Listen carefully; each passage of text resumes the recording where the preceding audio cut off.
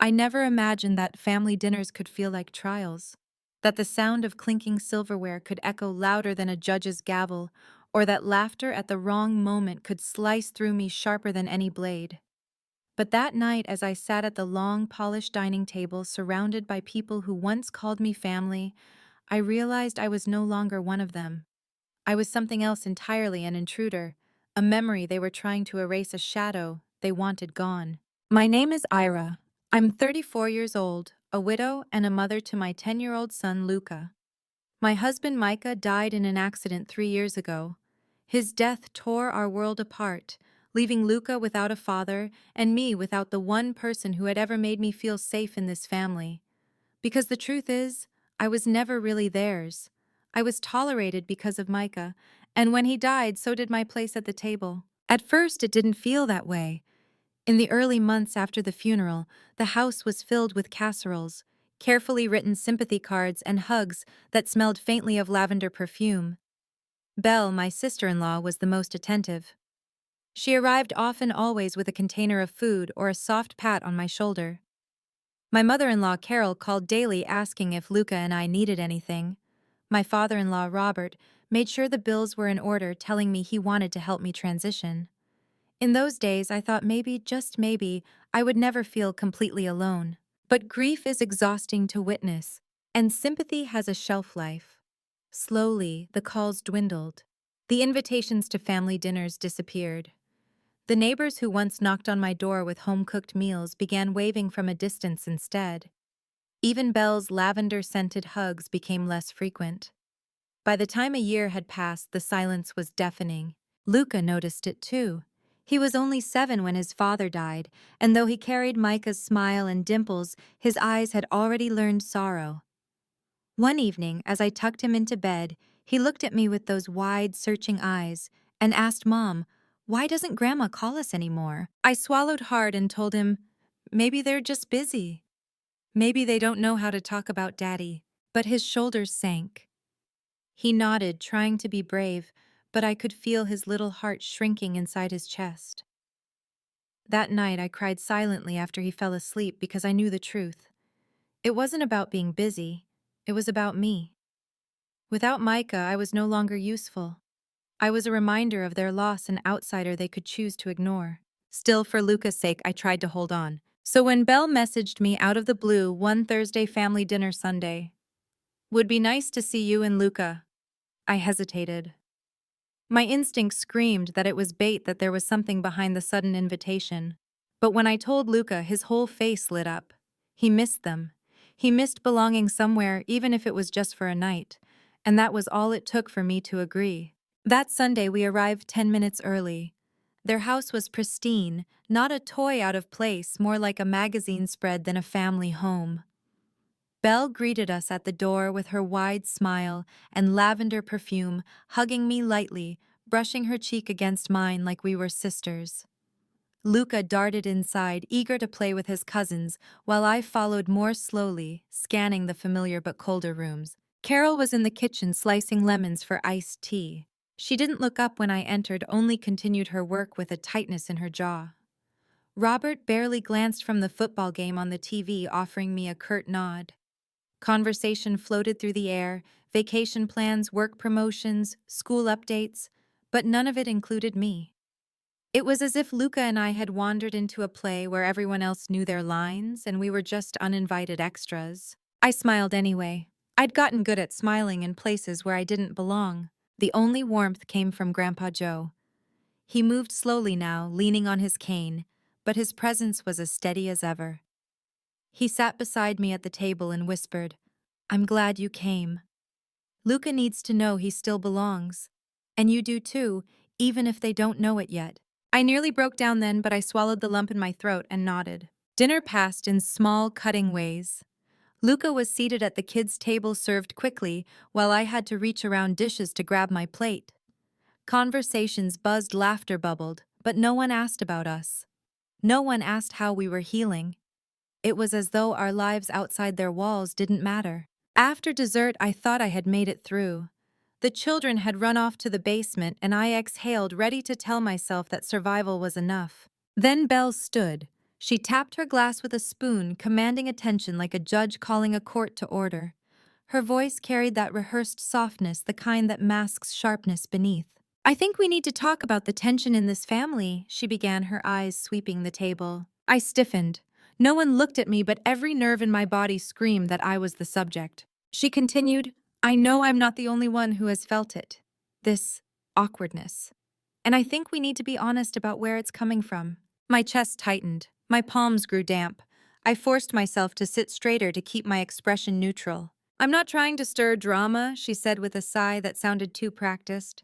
But it's fair to say things haven't been the same since Ira rejoined us. She said my name like it was poison, like I was the awkwardness she was diagnosing. Carol wouldn't meet my eyes. Robert crossed his arms. A few cousins fidgeted. Belle smiled.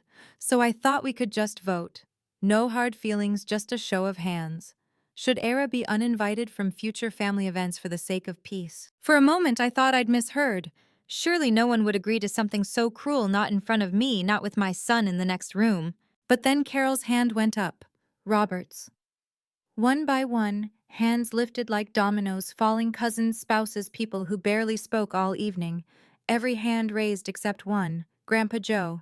The world tilted, my ears rang, my breath caught in my chest. And then a small tug on my sleeve. Luca. He had wandered back from the basement, probably for a second slice of cake. But instead, he walked into the moment. His mother was voted out of her own family. His eyes scanned the room, confusion clouding his sweet face. Mom, he whispered, why are they doing this? And that broke me, not because I didn't know the answer, but because I did. I just couldn't say it in front of him. I forced a trembling smile, squeezed his hand, and stood up. My voice came out steady, even though my heart was breaking. Thank you for dinner, I said. And with that, I walked out. No one stopped me, no one said a word. Grandpa Joe rose and touched my shoulder gently. You don't deserve this, he whispered. I nodded once, holding Luca's hand tightly the entire way to the car. That night, as Luca slept curled against me, I lay awake staring at the ceiling, my mind replaying every detail. The raised hands, Belle's smile, Luca's question. And for the first time I realized silence had never protected me. It had only given them power. I didn't sleep that night. I watched the ceiling fade from charcoal to gray as the apartment slowly filled with the pale light of morning, listening to Luca's small, steady breaths. Grief used to be the sound that kept me awake. Now it was clarity. A clean-cutting kind of clarity that made my hands shake and my jaw unclench at the same time. I realized I had spent years being polite, years smoothing the tablecloth over knife marks and calling it keeping the peace. But peace built on humiliation isn't peace, it's a muzzle. And I was done wearing it. I slipped out of bed without waking Luca and made tea I didn't drink. The steam curled up and disappeared like all the words I'd swallowed since Micah's funeral. I opened my laptop and hovered over an old folder I hadn't touched in years. The digital junk drawer where I shove things I didn't know what to do with, screenshots, photos, voice memos, messages. I told myself I was saving just in case. I had always thought that just in case meant if grief got worse. It turned out just in case meant this. The evidence was there, the way mold hides under paint, quiet, patient, waiting for air. A text from Belle the year after Micah died. You don't have to come to Luca's recital. It might be awkward for everyone. Another from Carol a few months later. Probably better if you just drop him at Levi's party. It'll be easier for the other kids. A string of gentle suggestions that laid side by side formed a corridor straight to last night's performance. I scrolled and scrolled, feeling my face go hot, a current of anger rising, not the wild flaring kind, but the steady kind that tightens into resolve. I opened my notes app and began to list everything. The comments about my parenting style that were really insults. The decisions made without me for Luca's good.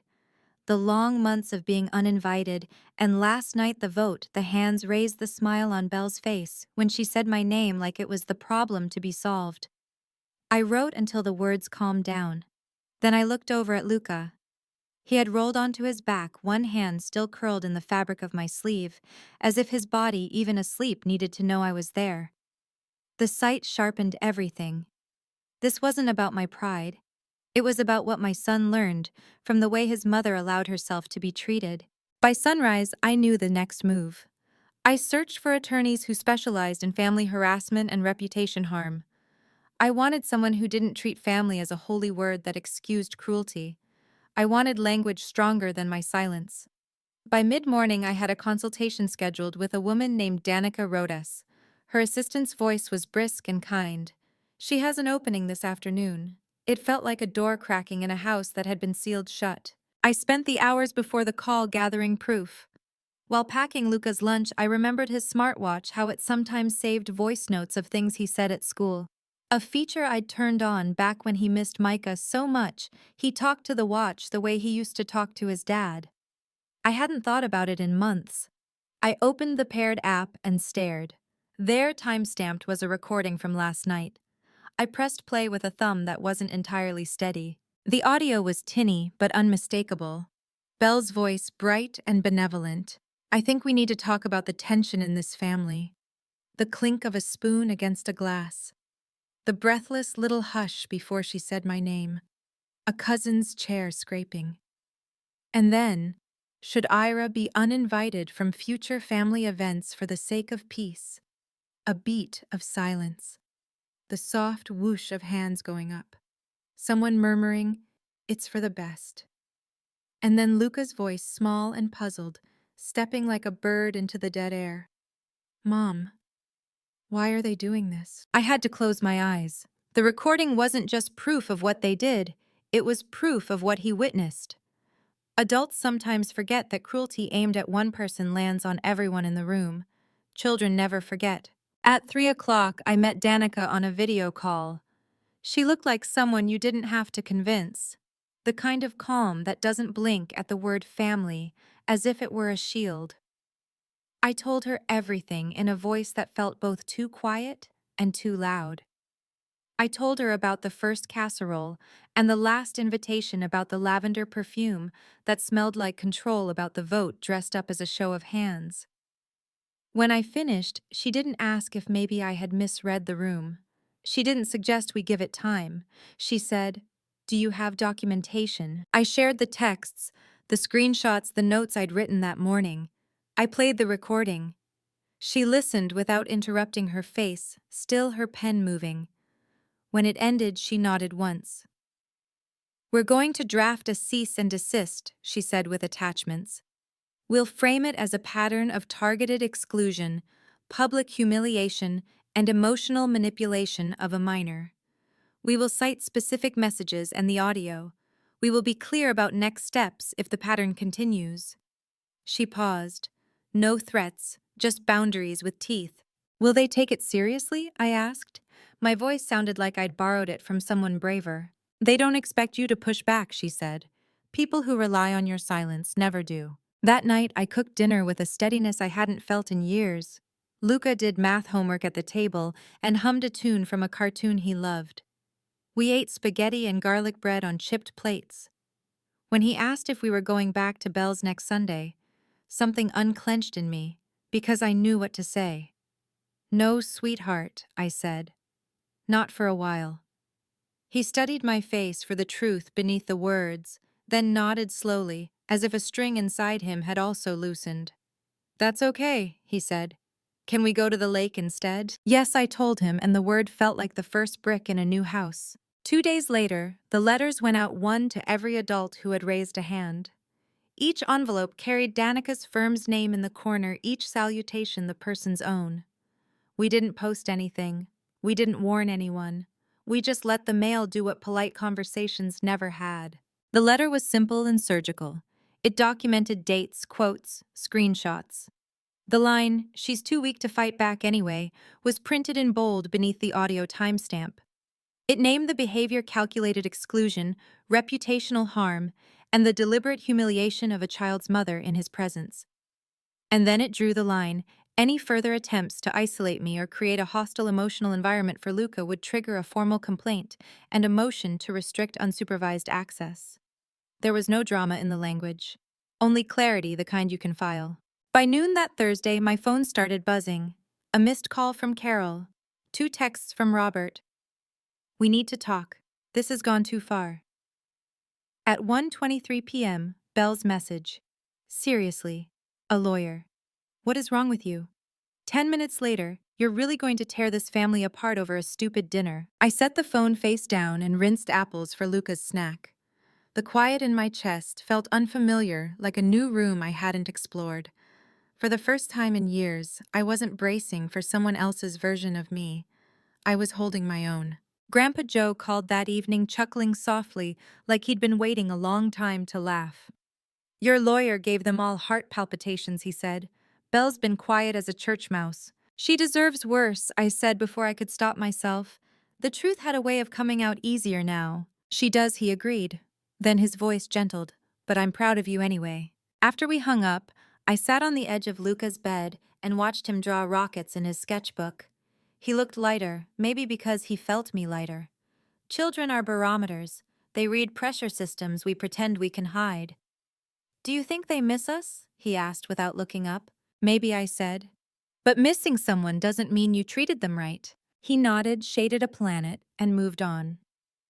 I wondered how many grown-ups could do that. Let truth land, and then turn towards something that kept them alive. It's strange what happens when you stop asking for kindness and start requiring it. The silence from their side grew heavier, but it no longer felt like a verdict. It felt like the absence of a storm. No more stiff smiles. No more, we're just trying to do what's best. No more conversations where my name was a problem to solve. I didn't have to walk into rooms and shrink myself to fit the chair they offered. I didn't have to pretend a muzzle was a necklace. In therapy a week later, I told my counselor I felt taller. Not triumphant, not vindicated, just less small. She smiled and said there's a kind of healing that makes revenge irrelevant. I understood it in my bones. I hadn't hired Danica to ruin anyone. I had hired her to teach me a new sentence no, with documentation.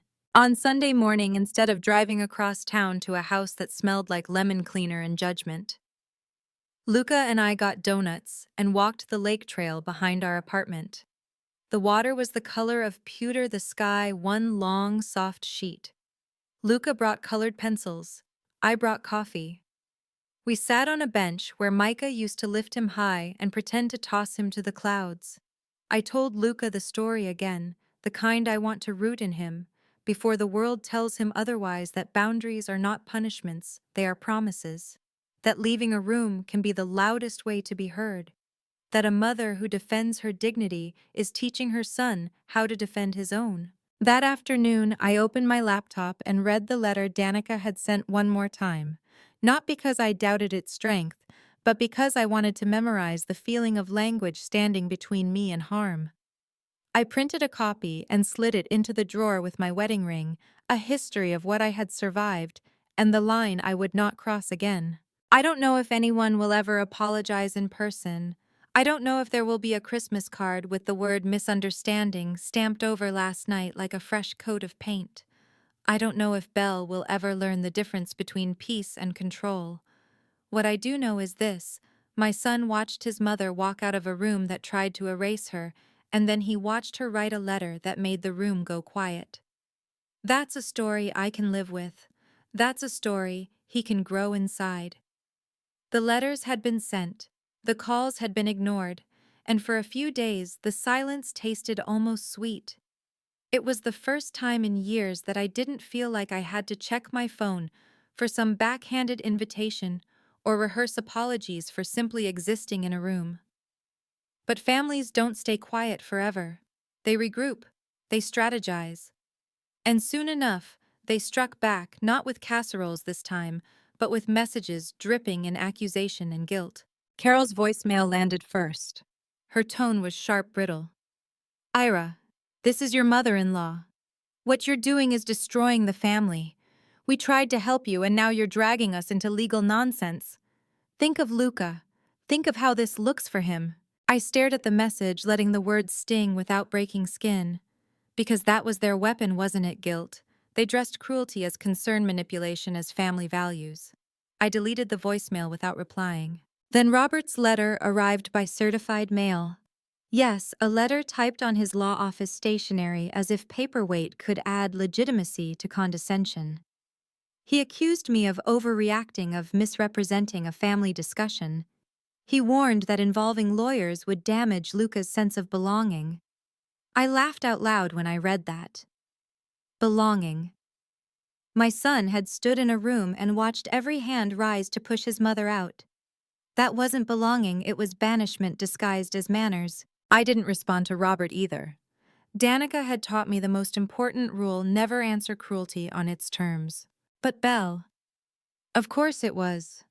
Belle went further. She didn't just text or call. She drove to my apartment, her perfume reaching the hallway before her knock.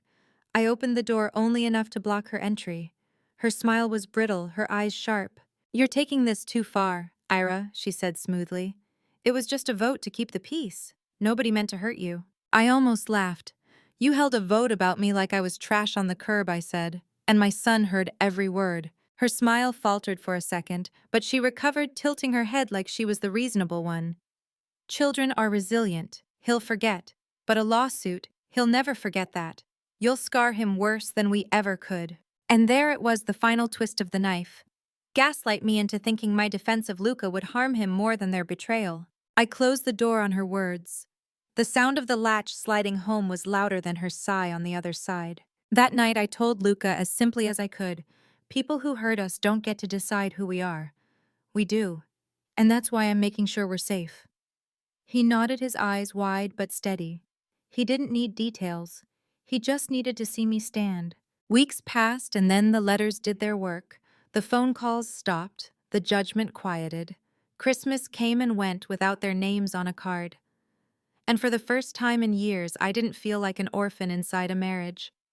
I felt like a woman building a life on her own terms. I took Luca ice skating on New Year's Eve.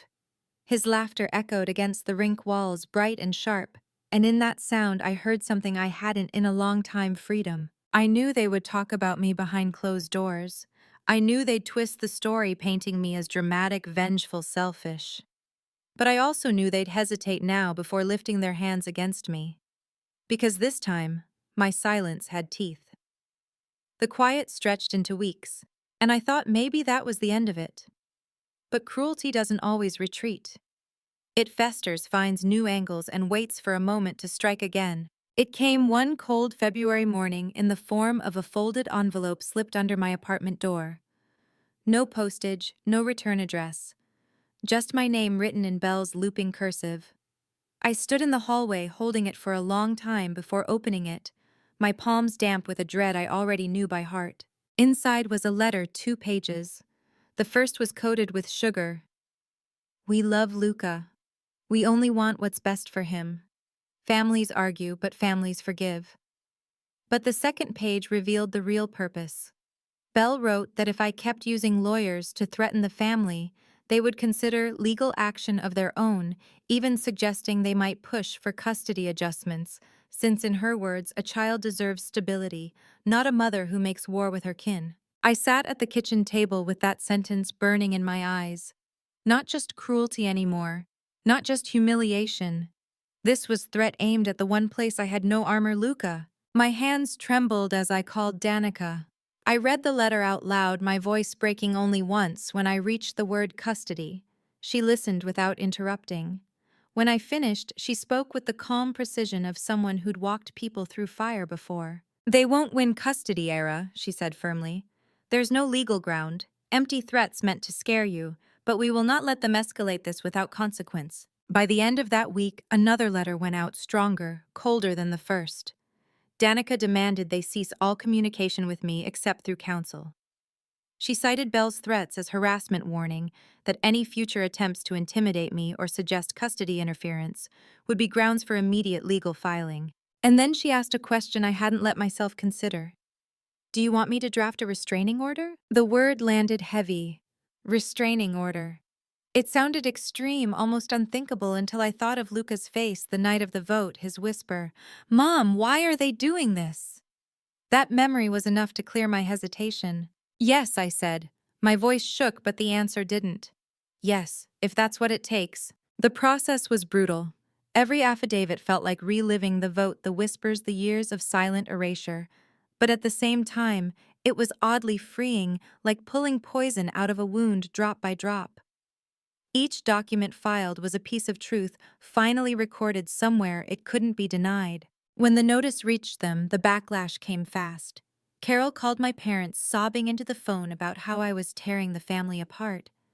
Robert left me a voicemail full of restrained fury, spitting words like vindictive and disgrace. And Belle, she posted on social media a long, flowery paragraph about how some people weaponize grief and forget that family means forgiveness. I didn't need to respond. The silence from my side said enough. Through it all, Luca kept watching me. That was what mattered. Every time I stood firm, I was teaching him something. That boundaries are not cruelty. That survival is not selfishness. That love can mean walking away from the people who share your blood if they poison your spirit. Months later, the restraining order was granted. Limited but binding. No more uninvited visits.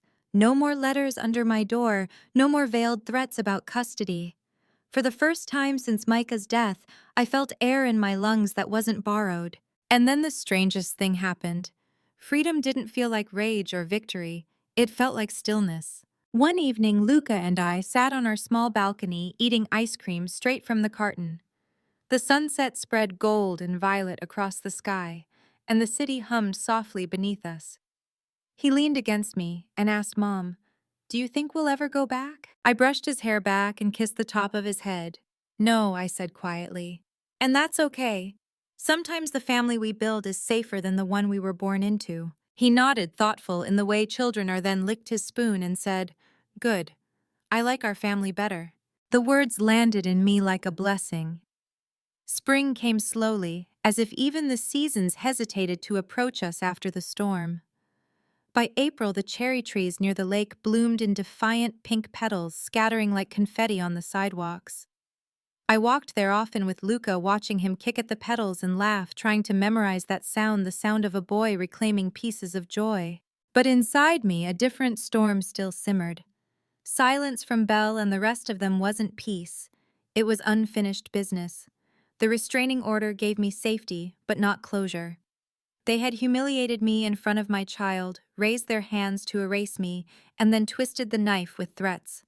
And part of me still wanted the world to know what they had done. One night after Luca was asleep, I sat with my laptop and opened the folder of evidence again.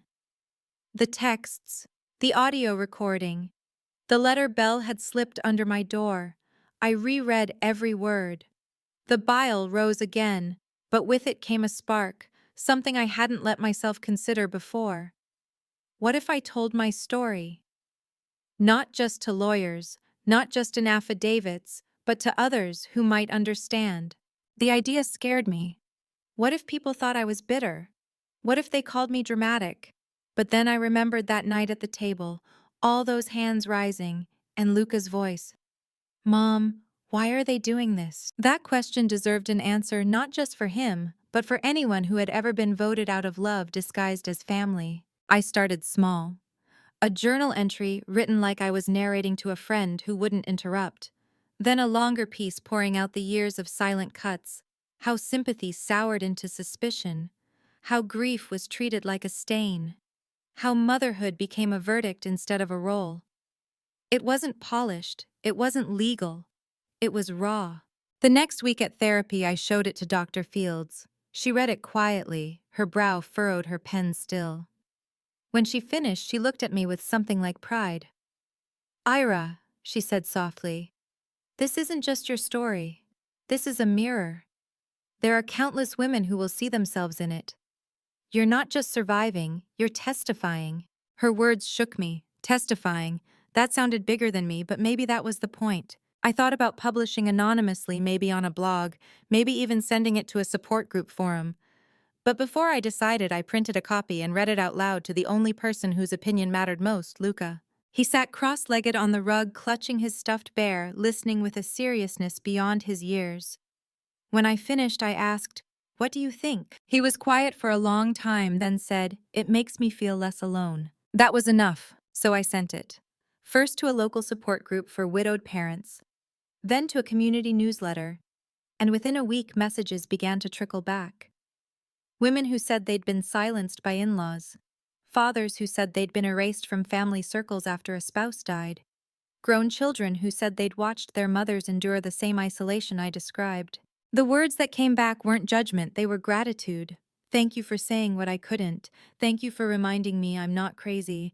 Thank you for giving language to the ache I still carry. Each message felt like a hand on my back lifting me higher. And for the first time, I began to feel that what Belle and the others had done wasn't the end of my story, it was the beginning of my voice. One evening, as the sun dipped behind the skyline, Luca asked me if he could help plant flowers on the balcony. For Dad, he said simply. We bought marigolds and lavender, filling the small pots with soil, our fingers dirty, our laughter clumsy. When we finished, he looked up at me, cheeks smudged, and said, "We're still a family, right?" I cupped his face. Always. We might be smaller, but we're stronger. And in that moment, I knew revenge wasn't in court filings or even public shame. Revenge was in rebuilding, in living with dignity they could never take from me. Summer brought warmth, but it also brought memories I couldn't silence. Birthdays, anniversaries, empty chairs where Micah should have been. Sometimes grief is loud, but more often it's quiet, slipping in between laughter, tugging at the corners of joy like a shadow that refuses to leave. Still, life moved. Luca finished the school year with a certificate for Most Creative Thinker, and I sat in the back of the auditorium, tears blurring my vision as he waved his paper like it was gold. I thought of the family who chose to erase us, who would never see this moment. For once, the thought didn't sting, it almost felt like justice. But justice, I learned, is a slippery thing. One afternoon in July, I ran into a neighbor who happened to be close friends with Carol. She shifted uneasily before confessing, "They've been telling everyone you're unstable, that you're trying to cut Luca off from his grandparents for no reason." The words sank like stones. I shouldn't have been surprised, they had always painted me as the problem. But hearing it confirmed lit a fire I thought I had already put out. Because now it wasn't just whispers at a dinner table, it was lies spreading into the world I lived in. That night, I pulled out the folder again. The texts, the recordings, the letter Belle had written. Proof that I wasn't imagining, proof that cruelty had been documented. I stared at it for a long time, wrestling with the question I kept circling. Do I go public? Danica had warned me. Once you step outside the circle of private boundaries, you can't pull it back. If you share your story openly, you're choosing exposure for them, but also for yourself. I thought about Luca, about whether protecting him meant silence or truth. And then I remembered the look on his face that night at the table, the way his voice cracked when he whispered, "Mom, why are they doing this?" If I stayed quiet, what answer would I ever give him? The next week, I reached out to a local journalist who ran a series on family betrayal and resilience. I didn't give her everything, just enough to sketch the truth, the vote, the raised hands, the manipulation, the threats. She listened carefully, then asked, "Do you want your name attached?" I hesitated. Then I nodded. Yes, because I'm not ashamed, they are. The article went live a month later. The headline was sharp but fair. When family turns their backs. One widow's story of silence, betrayal, and defiance. The reaction was immediate. Support flooded in messages from strangers who said they had lived the same story in different clothes. Women who had been pushed out by in-laws. Men who had watched their mothers ostracized. Children now grown who remembered the sting of silence at their own family tables. But alongside the support came fury from the other side. Belle posted vague rants online about people airing dirty laundry. Robert called my parents again, demanding they rein in their daughter. Carol sent a single text, "You've ruined us." For the first time, I didn't feel ruined. I felt lighter, because their anger wasn't power anymore, it was proof. Proof that truth had reached the one place they couldn't control outside their walls. Meanwhile, Luca noticed the shift. "People at school told me their moms read about you," he said one afternoon, his cheeks flushed. I braced for shame in his voice, but instead he added, "They said you were brave." Brave. The word stuck in my throat like a jewel I didn't know how to wear. That night, I lay awake and thought about everything we had lost: Micah, belonging, the illusion of family. But I also thought about what we had gained: clarity, boundaries, a story we owned, instead of one written for us. I whispered into the dark more to myself than anyone else, we survived. And surviving is its own kind of revenge. Autumn came crisp and gold, and with it a gentler rhythm to our days. Luca started middle school, his backpack nearly bigger than him, his eyes wide with both nerves and excitement. I stood at the bus stop that first morning, heart twisting as he climbed the steps, thinking about how far we'd come since the night the family raised their hands against us. My son wasn't shrinking into silence anymore. He was growing into himself brick by brick. But life has a way of testing the foundations we lay. One Friday evening in October, as I walked back from the grocery store with paper bags biting into my arms, I saw an envelope wedged into our mailbox. Legal stationery again? My stomach dropped before I even tore it open. Inside was a notice Carol and Robert were requesting visitation rights through a family court petition. The rage and exhaustion hit at once. After everything, the vote, the humiliation, the threats, they still wanted access. Not out of love for Luca, but out of control. My knees nearly buckled on the sidewalk, but I forced myself upright. By the time I set the groceries on the counter, I already knew what I had to do. I called Danica. She didn't sound surprised. This was always a possibility, she said, but we're ready. You have documentation, a restraining order, and an established pattern of harassment. Their petition won't hold. We'll fight this. Still, the fear clawed at me. What if the court didn't see it? What if Luca was dragged into another spectacle made to sit in front of strangers and relive the night his world cracked open? I sat him down that night. Sweetheart, Grandma and Grandpa are asking to see you through court, I said gently. His fork froze halfway to his mouth. His face went pale. Do I have to? He whispered. No, I said, pulling him close. Not if you don't want to. You have a say, and I'll protect that. The hearing came weeks later in a stark courtroom that smelled of dust and ink. Carol and Robert sat across from me, their expressions carefully rehearsed, sorrowful, wounded, the picture of grandparents wrongfully denied. Belle wasn't there, but I could feel her shadow in the way their lawyer spoke slick words about family unity and a child's need for heritage. When it was my turn, Danica laid out the evidence, the texts, the audio recording of the vote, the letter Belle had written about custody, the restraining order.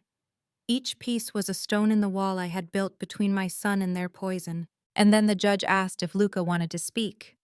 My heart froze, but my son stood small but steady. His voice was quiet but clear. I don't want to go, he said simply.